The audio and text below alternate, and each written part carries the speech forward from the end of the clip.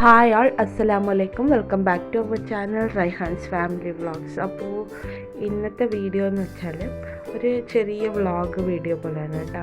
ഞാൻ പറഞ്ഞാൽ ഇപ്പോൾ വീഡിയോസൊക്കെ ഒരുപാട് എടുക്കാൻ പറ്റുന്നില്ല. ഇനിയിപ്പോൾ ഇൻഷാല്ലാ വീട്ടിലൊക്കെ പോയിട്ട് വേണം ഒക്കെ റെഡിയാക്കി എടുക്കാൻ കേട്ടോ. അപ്പോൾ മെയ് 20 വരെ കുട്ടികൾക്ക് ലീവാണ്. അപ്പോൾ അതൊക്കെ കഴിഞ്ഞിട്ട് വീട്ടിൽ പോയിട്ട് എൻ്റെ വെയിറ്റ് ലോസ് ഇതൊക്കെ ഒന്ന് റീസ്റ്റാർട്ട് ചെയ്യണമെന്ന് വിചാരിക്കുന്നുണ്ട് കേട്ടോ. അപ്പോൾ ബ്രേക്ക്ഫാസ്റ്റിനായിട്ട് ബർഗർ, ഉള്ളിൽ മുട്ട, ഫ്രഞ്ച് ഫ്രൈസ് ഒക്കെ വെച്ചിട്ട് കുട്ടികൾ തന്നെ ഉണ്ടാക്കിയതാണ് കേട്ടോ. അത് അവർക്ക് അങ്ങനെ ഇങ്ങനെ ഉണ്ടാക്കാനൊക്കെ വിടാൻ ഭയങ്കര ഇഷ്ടമാണ് കേട്ടോ. അപ്പോൾ കുട്ടികൾ അങ്ങനെ ഉണ്ടാക്കിയിട്ടുണ്ടായിരുന്നു കേട്ടോ രാവിലെ ബ്രേക്ക്ഫാസ്റ്റിന്. ഇത് ഞാൻ ഉച്ചക്ക് മട്ടൻ്റെ ബിരിയാണി ഉണ്ടാക്കാനായിട്ട് വെച്ചതാണ് കേട്ടോ. അത് തക്കാളി ഉള്ളിയൊക്കെ അരിഞ്ഞ് തന്നിട്ടുണ്ടായിരുന്നു.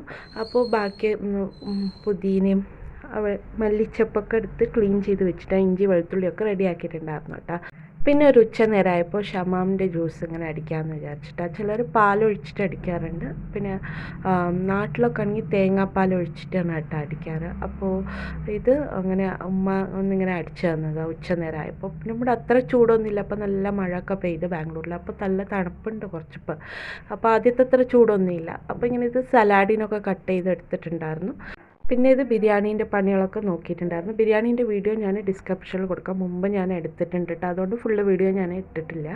അപ്പോൾ ഇതിങ്ങനെ പള്ളിയിലൊക്കെ പോയി വന്നതിന് ശേഷം പിന്നെ ഫുഡ് കഴിക്കാനായിട്ട് ഇങ്ങനെ ഫുഡ് വിളമ്പാനായിട്ട് റെഡി ആയിട്ടുണ്ടായിരുന്നു കേട്ടോ. അപ്പോൾ നമ്മളുടെയൊക്കെ ഇവിടുത്തെ ബിരിയാണി പറഞ്ഞാൽ കുറച്ച് മിക്സായിട്ട് നാട്ടിലെ പോലെയല്ല, കുറച്ച് വേറെ ടൈപ്പാണ് കേട്ടോ ഉണ്ടാവൽ.